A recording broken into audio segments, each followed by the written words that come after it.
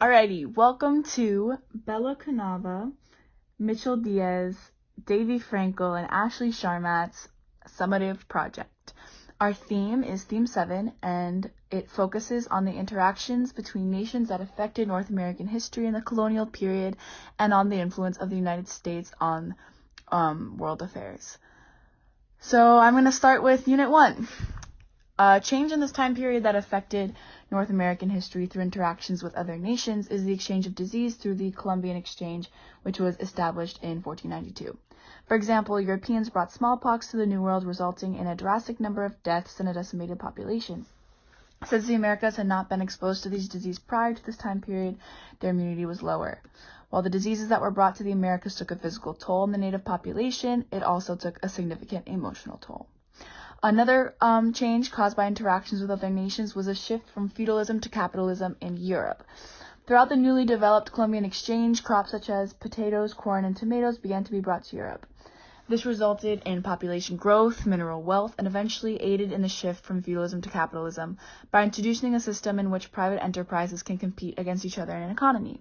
This affected North America by resulting in resource exploitation and the use of native resources to advance European capitalism.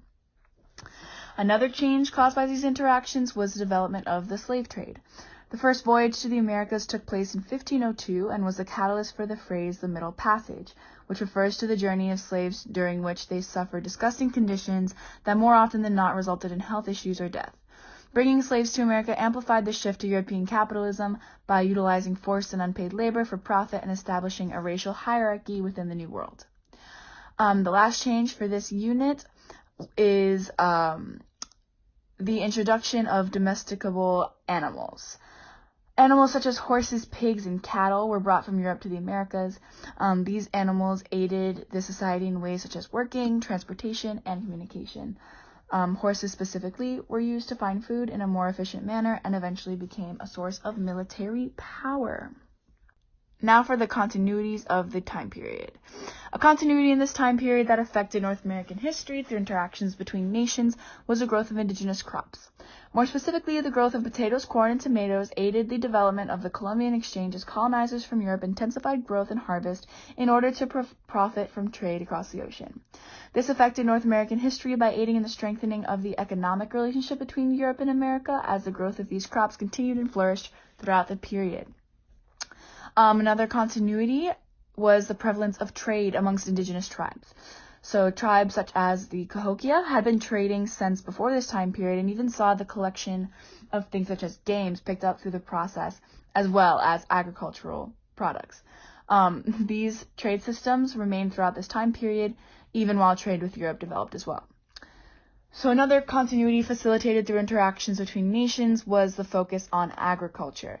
So indigenous peoples such as the Cahokia that I just mentioned remained focused on agriculture throughout this time period, maintaining their hunter-gatherer society. Although agricultural trade and the Columbian Exchange became capitalistic in a European sense, it reinforced the agricultural focus in North America because of the new dependence on crops. So the last continuity from this time period that affected North American history through interactions with other nations was seen in a lack of interactions with the semi-nomadic people in present-day California. For example, the Chumash remained semi-nomadic and nomadic, traveling from place to place and maintaining their hunter-gatherer society. Since European colonization of the Pacific coast did not begin until after this time period, the existence of these peoples continued to develop. Unit 2. The first change we're going to talk about that affected North American history through interactions with other nations is the beginning of an active Native American response to colonizers. In 1620, the King Philip's War began when the Wampanoag tribe realized that they needed to fight the British and teamed up with other tribes to fight them. This changed the relationship between the tribes and the colonizers because it heightened the tensions between the two groups and even added significant tension between tribes after the Mohawks allied with the British to beat the other tribes. Another change that affected North American history through interactions is the development of the tobacco trade. In 1612, John Rolfe planted tobacco for the first time in the Chesapeake colony. Initially, he did not profit off of the crops, but he did stabilize. Eventually, the tobacco trade became one of the most lucrative of the Americas and became one of the most, if not the most, traded crop overseas. Another change is the introduction of Quakerism to North America. In 1681, William Penn received a grant from the king for land in North America. He settled in Pennsylvania and developed a Quaker colony. These Quakers had unique views and were tolerant and lived in a very diverse society. They eventually became some of the first people to oppose slavery. The interaction between the English Quakers and tribes around modern-day Pennsylvania were relatively peaceful and positive in comparison to other interactions occurring at the same time. The last change we're going to talk about is the First Great Awakening. This took the form of vast religious resurgence through methods such as Jeremiah's long laments of the religion lost, and it can be argued that it also inspired the Salem witch trials. The awakening also brought about figures such as British cleric George Whitefield, who traveled and gave sermons that majorly catalyzed the Great Awakening. The Great Awakening contributed to an effort to combat ideas that had been diffused to the Americas after the Enlightenment. And now we're going to talk about continuities. So the first one is the continuation of the transatlantic trade. Transatlantic trade flourished with the rapid production of cash crops such as rice, tobacco, indigo, and long staple cotton, and these cash crops resulted in lucrative industries and created an increased dependency between the nations involved. Another continuity that affected North American history through interactions with other nations was continued salutary neglect. This relationship was between Britain and the colonies and was beneficial because it allowed the colonies to develop by themselves. This remained the attitude until the French and Indian War, when Britain began to tighten their hold. Another continuity is seen in the fur trade. So the middle grounds of this trade were the Appalachian Mountains, and it was between Europe, specifically the French and the British, and American Indian communities. This resulted in an increased dependency on European goods, specifically clothing, which American Indian tribes were no longer making for themselves. The last continuity that we're going to talk about that affected North American history through interactions with other nations was continued European migration. Throughout this time period, populations continued to migrate from European countries and establish themselves in North America. British colonies continued to develop along the Atlantic coast, allowing export economies to continue to flourish. This continued migration contributed to the development of American society, but also aided in increasing social tension as seen in the upcoming time periods. 3 takes place between 1754 and 1800. A change in this time period that affected North American history throughout interactions with other nations was the Stamp Act of 1765, which is where the British inflicted taxes on the majority of printed documents such as newspapers. The loss of money led to great backlash from American colonists, where they used the phrase "no taxation without representation," which reflected their anger towards the Parliament. This tax affected America because it was hurting their economy. Another change during this time was the creation of the Declaration of Independence. Congress came up with the Declaration of Independence, which Congress approved of 2 days later. Part 1 gave Americans the right to have life, liberty, and the pursuit of happiness, and Part 2 listed every way the king had violated its contract with America. This affected America because it balanced their commitments to the state and interdependence against centralized authority. Another change caused by interactions with other nations was the Treaty of Paris, which ended the American Revolutionary War. After the Battle of Yorktown, the British went to France to try to settle the war. France didn't want to settle until its ally Spain got some of its land back from the British. Their compromise was called the Treaty of Paris, where both France and Spain agreed to get some of Canada, Florida, and Mississippi to Spain. This affected America because most of the French territory in North America was lost to Spain. Another change caused by the interactions with other nations was caused by the Tea Act. The British Parliament made a deal with the East India Trade Company so that they could sell tea to colonists without any middleman.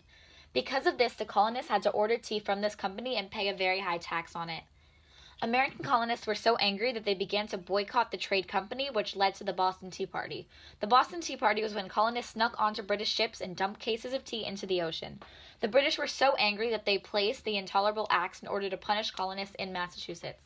This affected America because it led to many tensions between the British and the Americans and became one of the main causes of the American Revolution. A continuity in this time period that existed within interactions between the nations was the continuance of European powers in North America. This made it difficult for America to find ways to keep their borders safe, keep neutral trading rights, and promote economic interests. The United States government came up with foreign ideas to deal with the British and Spanish in the United States. This affected North America because it made them unable to have power over their own land because the British wanted to produce an American republic. Another continuity throughout this time period was trade systems. The East India Trade Company was the most important trading route during this time.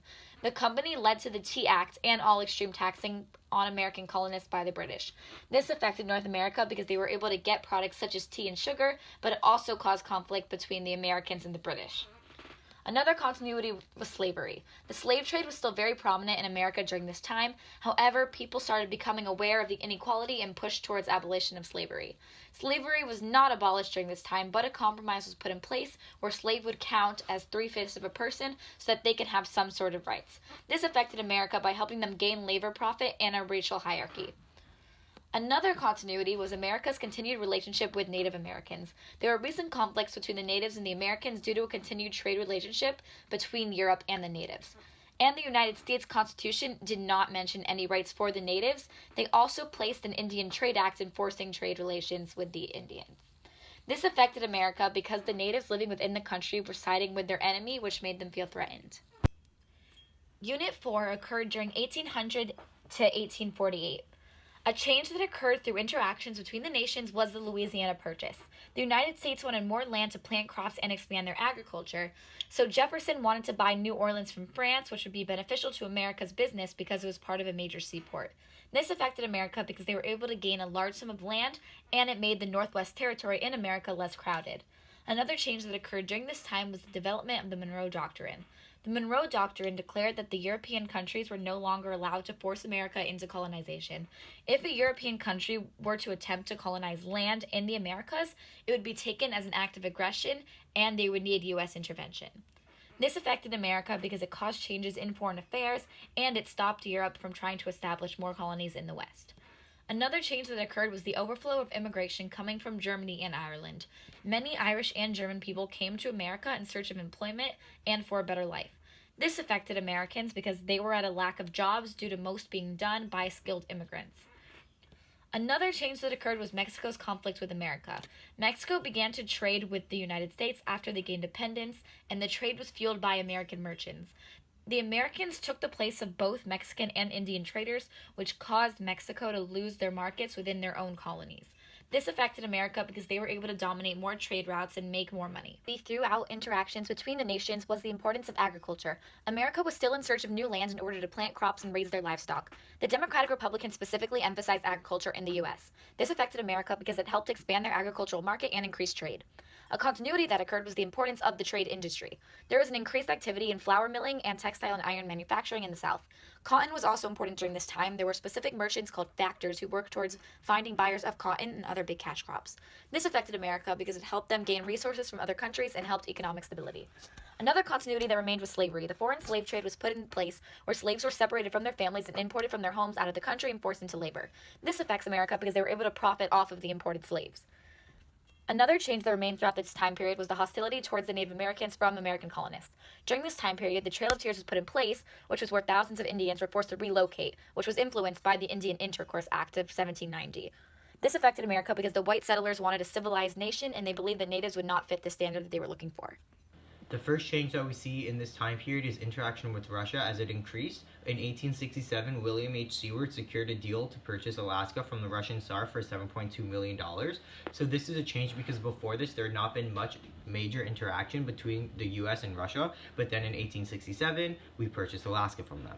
So the second change we see here is relations with Mexico. So in the beginning of the time period, the relationship was kind of difficult, but by the end of the period, it had improved. So this is seen as in the beginning of the time period, we have the Mexican-American War in 1846, but then in 1848, we see it end with diplomacy, and then we see more diplomacy in 1853 with the Gadsden Purchase. So this shows a change because we see the war at the beginning and the diplomacy at the end of the period. So the third change that we see here is the opening of Japan. So Japan had ended its isolationism and began interaction with countries, especially like the US. And in 1853, Commodore Matthew Perry began his expedition to Japan, which led to the opening of it. This is a significant change because it opened new ports to American trade and interaction. So the final change that we see during this time period is the Civil War, because it sparked change with relations with Britain and France. So in both countries, the ruling classes were more in favor of the South because of the cotton, but popular support was for the Union. So these countries both decreased their interactions with both sides of the conflict to keep their own countries from erupting in conflict. So this shows a change because these countries had to limit their trade and limit their interaction with the United States. The continuity we see during this period was manifest destiny, and this is the belief that America was destined to expand over vast areas, which meant taking land from other nations and peoples. John L. Sullivan coined the term in 1845, and then in 1867 we see it continue with the purchase of Alaska. So this shows a continuity because it shows how the idea of manifest destiny was consistent from the inception in 1845 to the purchase of Alaska in 1867. The second continuity we see is the relationship between America and Britain, which has been very adversarial and full of conflict. So in the 1840s, the US and Britain fought over Oregon, and then in 1871 there was multiple failed attempts at a treaty until the Washington Treaty.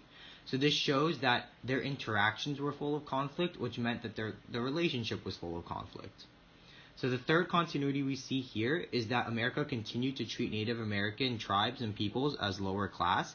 So we had Indians being kidnapped into a slavery-like indentured servitude during the California Gold Rush, and then massacres such as the Sand Creek Massacre in 1864. So this shows us that Native Americans were continually treated as less than and disrespected throughout the entire period. The fourth continuity that we see is cotton, as it was one of the biggest factors of interactions with other nations. The South relied heavily on exporting cotton, which led to its stable importance in foreign policy, which is shown with King Cotton diplomacy during the Civil War. So even though the efforts of King Cotton diplomacy failed, it still shows that cotton was something so important to other nations that it would be used in an attempt to sway them. So Unit 6 is from 1865 to 1898. A change that we see here with regards to America and the world is relationship with China. So even though the US was blocked from China by Europe, they still changed the way that they acted towards them because of anti-Chinese sentiment. And the evidence of this is the Chinese Exclusion Act, which was passed in 1882. And this shows a change because in 1865, America did not restrict the Chinese, but by 1898, they banned them twice. The second change that we see here is views on foreign policy becoming more protectionist. This is evident as in 1890, the McKinley tariff was passed, raising tariffs on imports to 50%, which is the highest during peacetime ever. And here we see that McKinley aimed to change America's role in the world as he wanted to decrease imports and protect domestic business. The third change that we see is the focus of manifest destiny. Because of the imperialist fever in Europe and the closing of the American frontier, manifest destiny was used to justify expansion overseas. So in 1885, John Fiske wrote in Harper's Magazine that English-speaking people will control every land in all parts of the world, not only the American continent. And so this is a change because before this, manifest destiny was used mostly to justify expansion into the American West, but now it's shifted overseas to keep up with Europe. So the fourth change that we see here is the actions towards Hawaii as they become increasingly hostile and imperial. And this is seen in 1891 as we see the beginning of U.S. conflict backed by the government under Queen Liliuokalani. And what we see here is the U.S. became increasingly involved with Hawaii and then turned from economic and to imperialistic. 98. And a continuity that we see during this unit is the atrocities against the Native American tribes. So white Americans hunted buffalo to harm the Indians. They engaged in Indian hunting, and we see the passing of the Dawes Severalty Act of 1887, which eliminated tribal ownership of land. So this shows continued attempts to eliminate the Indian tribes either through their culture or their lives throughout this time period.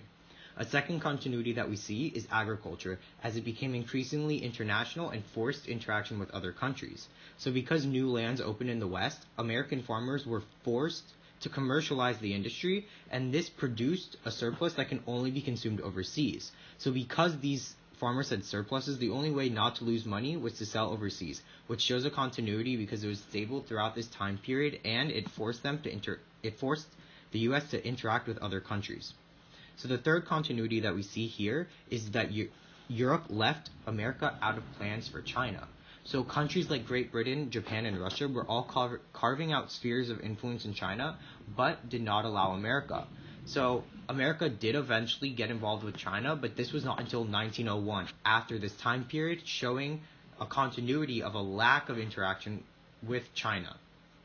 The final continuity that we see here is similar to China. Europe left America out of plans for Africa. So the U.S. was present at the Berlin Conference in 1884 before, which sparked the scramble for Africa, but it was not given any region to extend its control over. So this shows that Europe, again, did not allow the U.S. to get involved with Africa because the European powers did not want it to. So this shows a continuity during this time period because there was no interaction. The first continuity of Unit 7 is westward movement, and this can be seen with Arizona's admittance into the Union, which finalized the contiguous 48 United States, and this was the end of the westward movement. Then you have social Darwinism, which was present in the National Origins Act, which targeted specific groups of people like Eastern Europeans and Asians, barring them at different degrees from entrance to the U.S. This has continued from prior acts like the Chinese Exclusion Act. Speaking of the Chinese, you have an anti-Chinese mentality in the U.S. This is with the open door policy, which favored U.S. and European interests over the Chinese, and this can also be seen in anti-Boxer sentiment. Final continuities, America's involvement in the Americas, and this is primarily seen through the Roosevelt Corollary, which sought to be basically the police of the American continents and maintain their dominant military control and make sure things were pro-U.S. In changes, you had overseas imperialism with the acquisition of lands like the Philippines and areas of Cuba and Puerto Rico. And this is a change because all of our land before this was part of the contiguous United States, the continent of America, but this is overseas. Next, you have less isolationism economically with the Dawes Plan and Marshall Plan, and these both help to stabilize Europe in terms of economics, which wasn't seen before. Next, you have less isolationism militarily, the U.S. being involved in both World War I and World War II, which were major global conflicts, which the U.S. had never been a part of before.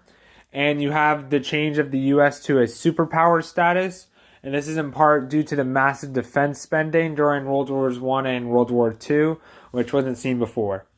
For Unit 8 continuities, you had the anti-communist ideas on the rise with the Truman Doctrine, which sought to limit communist spread and influence throughout the world, which was seen as well as domestically in the U.S. with the stemming of the IWW and stopping the spread of communism. Then furthering this, you had overseas involvement in both the Korean War and the Vietnam War. This continued from the ideas of World War I and World War II and engaging with enemies overseas. There's a continued, third continuity is a continued idea of pro-Western countries, such as with the involvement of NATO, and that most of the members, unlike the Warsaw Pact, most of the members in NATO were Western European countries, the U.S., anti-communist countries. And fourth continuity is the continued importance of the military. It's going to be seen with the GI Bill, which helped lower housing costs and grant educational assistance to veterans and those in the military. And now changes. For Unit 8, you had interventionism, such as the involvement in Central and South America and places like Nicaragua and Honduras, where they were involved in overthrowing communist regimes. You also had a change in the opening to immigration with the Immigration Act of 1965, which overturned the National Origins Act and allowed immigration from basically anywhere and removed quotas. And you have the development of the space race with the Soviets starting with Sputnik, and then with Kennedy getting in, and the buildup of space technology to try to be the first into space and doing things first in space. And you had attempts at lessening tensions with the detente ideas from Nixon and trying to engage in reducing of arms with Soviet power. And this wasn't seen as mostly it was military conflicts. For Unit 9, you have continuity, which differs away from detente, which is hostility to the USSR, with Reagan's evil empire speech. Which promoted the Soviet Union as some sort of villain and monster, and basically heightened tensions again because they were as they were continuing to blast them as an enemy. You also have a continuity of involvement in the Middle East, such as involvements in Afghanistan and Israel, such as with the Yom Kippur War, where the U.S. is continuously getting involved in the Middle East, and furthering that after the events of 9/11 and stuff like that, continuing in the Middle East. And then you continue with the anti-communist ideals up until the end of the Cold War. So you see with the Iran-Contra affair, in which the U.S. is willing to do trade with Iran just to stem the growth of communism, and in which the Iran-Contra affair, which they tried to, were willing to do trade with Iran just to try and promote anti-communism in Nicaragua.